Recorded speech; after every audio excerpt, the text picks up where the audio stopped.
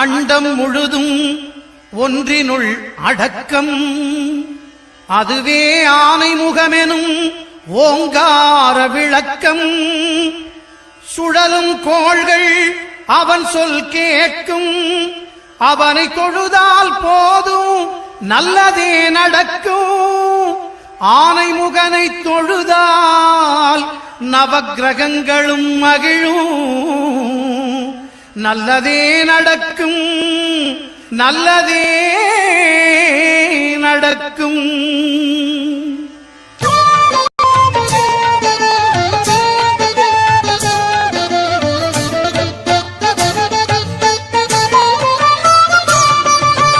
ஒன்பது கோளும் ஒன்றாய் காண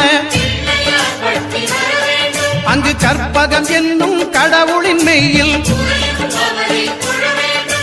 9 கோள்